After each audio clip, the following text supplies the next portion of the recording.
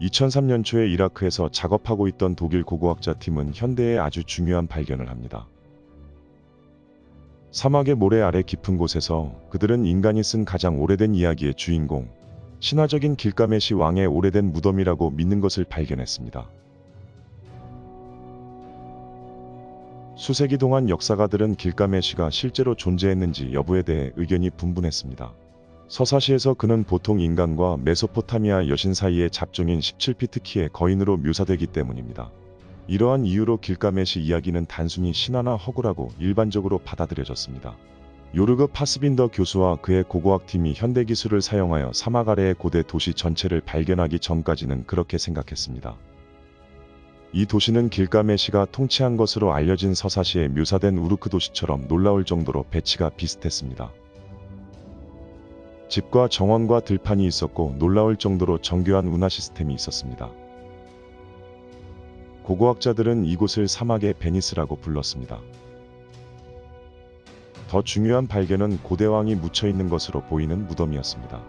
파스빈더 교수는 이것이 길가메시 왕의 무덤인지 확실하지는 않지만 그의 서사시에 묘사된 도시의 모습과 매우 비슷하다고 했습니다. 파스빈더 교수가 발견한 것이 길가메시 무덤인지 아닌지 지금부터 알아보겠습니다. 또한 만약 길가메시의 무덤이 그의 서사시에서 묘사한 것과 같다면 그의 몸은 17피트에 달하는 고대 거인인지도 함께 알아보겠습니다.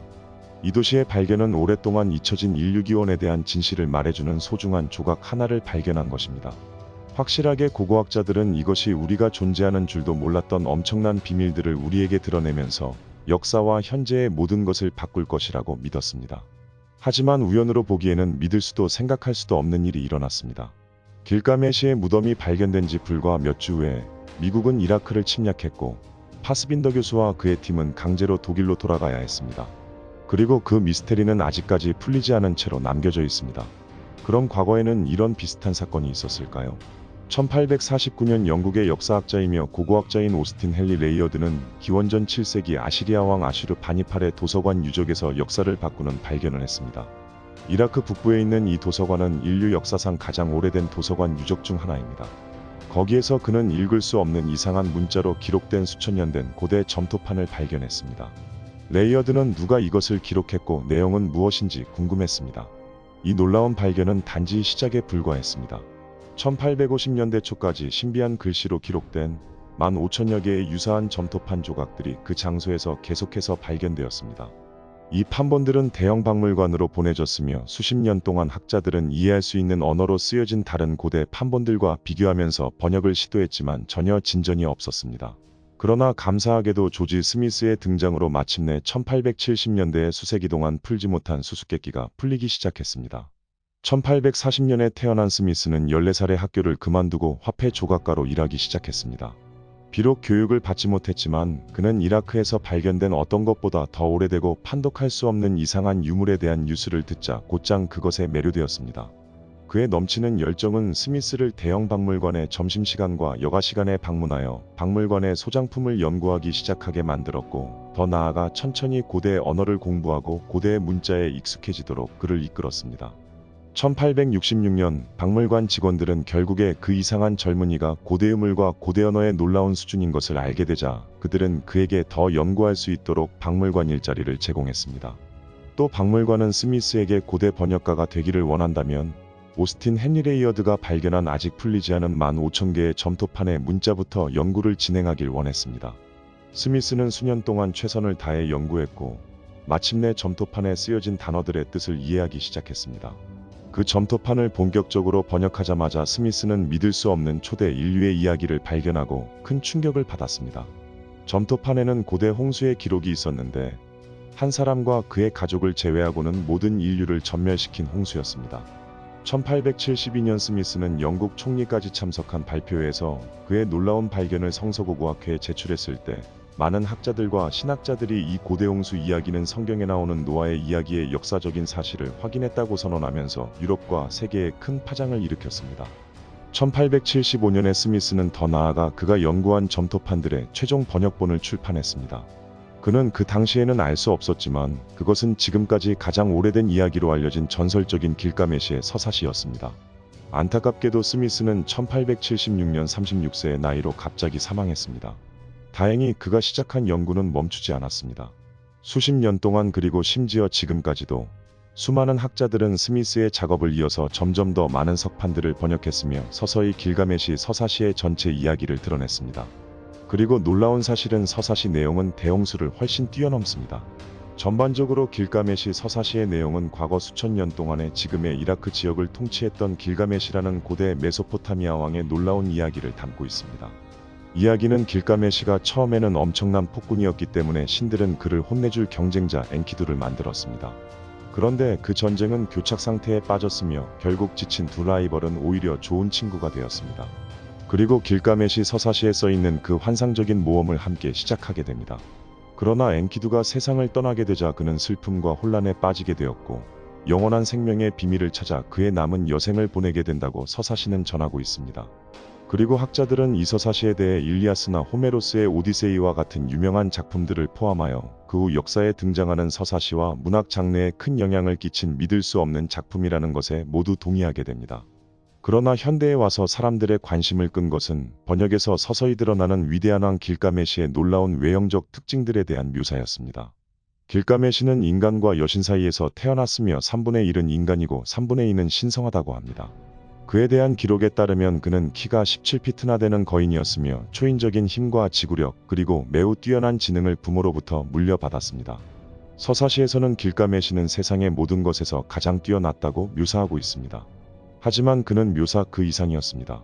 이와 관련된 길가메시에 대한 구절이 있습니다. 그는 권력의 끝자리까지 이르렀고 모든 것에 대한 완전한 지혜를 알고 있었습니다.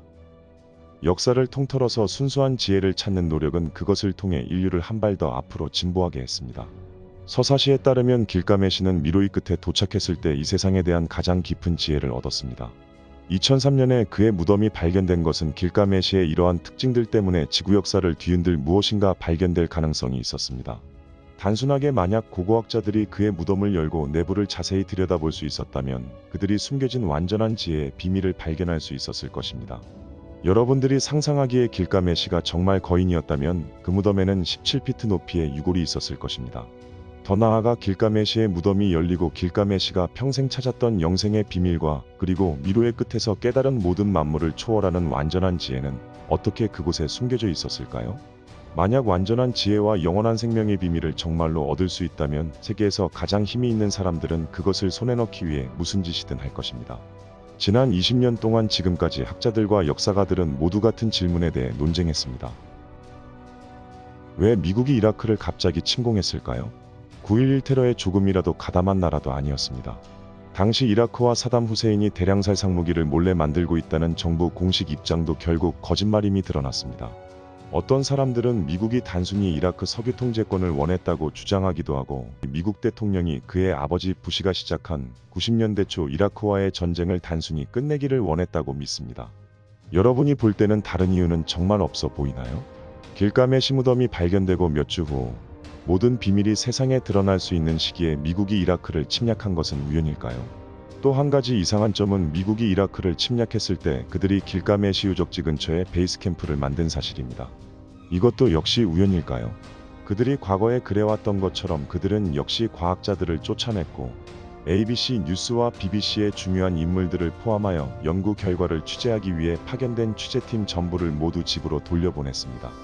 그와 동시에 세계 뉴스의 헤드라인에서 길가메시 무덤 이야기는 즉시 사라졌습니다. 발굴되는 몇 달 동안 그 지역에는 이상한 소문이 돌았습니다. 목격자들은 미군 병사들이 땅을 파고 현장에서 어떤 물질을 제거하는 것을 목격했다고 합니다. 만약 미군이 정말로 길가메시의 무덤을 열고 위대한 왕의 유골을 가져갔다면 그들이 어떤 비밀을 발견했으며 그들이 조사한 무덤은 어떻게 되었을까요? 미군이 이라크를 점령할 때 길가메시의 무덤의 위치는 불가사의하고 설명할 수 없는 일들이 일어났던 장소와는 거리가 멀었습니다. 이라크의 수도 바그다드에는 이라크 고대 국립박물관이 있습니다. 이 박물관은 인류 역사에서 가장 중요한 건물 중 하나로 여겨졌습니다. 이곳은 고대의 원고와 조각상, 동전 또는 인류 역사 전체를 거슬러 올라가는 진귀한 유물로 가득 찬 저장소였습니다.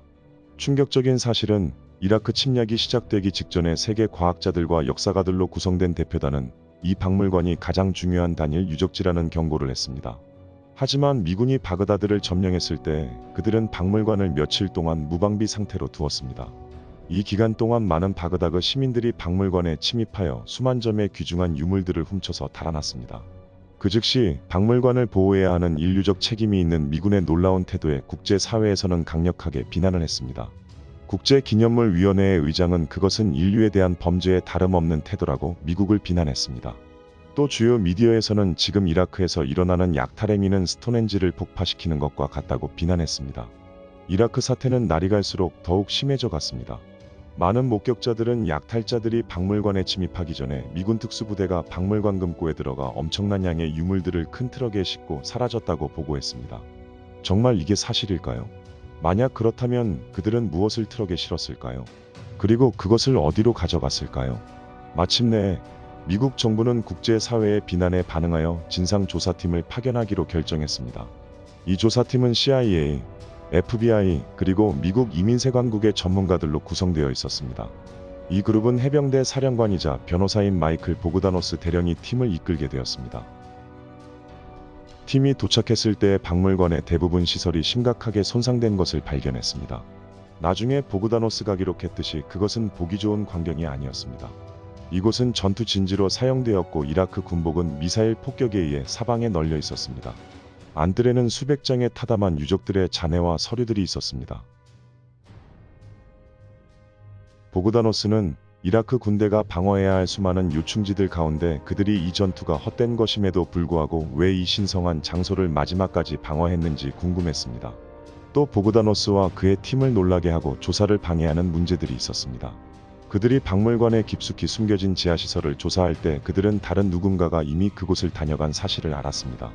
그리고 몇몇 물건들이 분명히 없어졌으며 박물관은 귀중한 작품들과 함께 빈 상자들과 도둑들을 속이기 위해서 사용된 가짜 유물품들은 손대지 않은 채로 남겨져 있었습니다. 보그다노스에게 이것이 의미하는 사실은 분명했습니다. 이 도둑들은 처음부터 어디에서 무엇을 찾아야 하는지 이미 알고 있었다는 사실입니다. 그들은 조직적이고 선택적이었습니다. 놀랍게도 그 도둑들은 세계에서 가장 훌륭한 원통인장 수집품들과 수만 개의 고대 금화와 은하들 그리고 가장 귀중하고 값비싼 유물들은 건들지도 않았습니다. 박물관 지하시설을 일반적인 도둑들이 침범한 것이라면 왜 그들은 가장 귀중하고 값나가는 물건들을 가져가지 않았을까요? 만약 그들이 조직적이고 선택적이었다면 그들은 무엇을 찾고 가져간 것일까요? 여기에 어떤 누군가는 답을 가지고 있을지 모르겠습니다. 1920년대에 이라크에서 이상한 소문들이 돌기 시작했고 이 소문은 세계 권력의 중심부에 의해 정부에서 정부로 퍼지기 시작했습니다. 그 소문은 이라크에서 헤아릴 수 없는 심오한 고대 기술의 발견에 관한 것이었습니다. 그것은 한 곳에서 다른 먼 곳으로 어디든 순간이동할 수 있게 해주는 일종의 포털로 알려진 스타게이트였습니다. 믿을 수 없게 들릴지 모르지만 사실 이라크는 이런 종류의 소문에 익숙했습니다. 이 지역의 원주민인 수메르인의 고대 문헌에는 아눈나키라고 불리는 신과의 관계에 대한 이야기가 있습니다. 또 이들이 어떻게 수메르인들에게 진보된 지혜와 기술을 전해줬으며 우리 인류가 어떻게 효과적으로 발전했는지에 대한 이야기가 있습니다. 어떤 사람들은 이 아눈나키들이 신이 절대 아니며 그들은 단지 수천 년 전에 외계에서 지구로 온 외계 방문객들이라고 믿습니다. 만약 먼 옛날 아눈나키가 고대 수메르 지역인 이라크를 방문했고 수메르인들에게 기술을 전해준 것이 사실이라면 그들이 진보된 외계 기술의 잔재를 어딘가에 남겨놨을지도 모른다는 생각은 무리가 아니라고 생각됩니다. 실제로 이라크가 고대 스타게이트를 소유하고 있을지도 모른다는 가능성은 전 세계의 정부들에 의해 엄청난 관심을 불러일으켰습니다. 1920년대에 세계 주요 강대국들은 소문난 잃어버린 기술을 찾기 위해 이라크에 대표들을 보냈습니다. 실제로 1941년 영국 이라크 전쟁이 스타게이트의 소유권을 놓고 영국과 독일의 이해관계가 충돌로 일어난 비밀스러운 원인으로 보는 이들도 있습니다. 하지만 공식적으로 스타게이트가 발견되지 않았고 천천히 그 소문은 세상의 관심에서 멀어졌습니다. 그러나 1980년대에 세계의 정보기관들 사이에서는 새로운 소문들이 돌기 시작했습니다. 사담 후세인이 스타게이트를 재발견했으며 실제로는 스타게이트를 연구하고 있고 현실화하기 위해 연구를 시작했다는 소문이었습니다. 일부 소문에 의하면 1990년대 말에는 미국 관리들은 사담 후세인이 실제로 어떻게 스타게이트가 작동하는지 기술을 거의 완성할 수도 있다고 우려했습니다. 또한 기술을 통해 순간적으로 먼 곳으로 갈 수 있으며 심지어 우주 먼 곳에 외계인들과 접촉하고 그들의 진보된 외계 기술을 전수받을까봐 염려했습니다. 이와 같은 사실을 진지하게 믿는 한 명의 학자가 있었습니다. 호주 역사학자 마이클 살라였습니다. 그는 미국 워싱턴 아메리칸대 교수였고 학술 논문을 통해 이라크 스타게이트 소유권이 전쟁의 원인이라고 발표했습니다. 여러분은 이것이 정말 가능하다고 믿으시나요? 고대의 스타게이트가 정말로 이라크 전쟁의 원인일까요? 조금 한 발 더 나아가 보면 이라크 전쟁보다 10여 년 전인 1991년 걸프전 당시 미군은 사담 후세인과 싸웠습니다. 러시아 신문 프라우다에 다음과 같은 사건을 묘사하는 놀라운 보고서가 등장한 것은 이 시기였습니다. 이것은 나중에 이라크의 로스웰 사건으로 알려지게 됩니다. 보도에 따르면 당시 이라크에 있던 러시아 대령은 미 공군이 하늘을 가로지르며 UFO를 격추하는 것을 목격했습니다. 재빨리 추락 지점으로 갔을 때 대령은 그곳에서 추락한 UFO를 보고 매우 놀라게 됩니다. 비행기는 둥글고 제가 이제껏 본 적이 없는 어떤 물질로 되어 있었습니다. 비행기의 약 3분의 1은 미군의 미사일에 의해 파괴되어 있었습니다. 사우디는 우리가 아무것도 만지지 못하게 금지했지만 우리는 여러 전자기기들과 메커니즘을 볼 수 있었으며 어떤 것은 우리를 완전히 당황하게 만들었습니다. 그것은 지름이 약 15피트인 비교적 작은 비행기였습니다. 승무원들을 위한 의자 3개가 있었지만 그것들은 아이들을 위한 것처럼 너무 작았습니다. 크기로 미루어 보면 우주 외계인들은 키가 겨우 3피트 정도밖에 되지 않은 것 같았습니다. 하지만 추락 지점에 시체가 없었다는 것은 놀라운 일인 것 같습니다. 그리고 동력원으로 보이는 것은 어떤 것도 발견되지 않았습니다. 나중에 사우디 레이더 기지의 담당자들은 우주선 밖으로 어떤 물체의 이탈이나 낙하가 없었다고 전했습니다.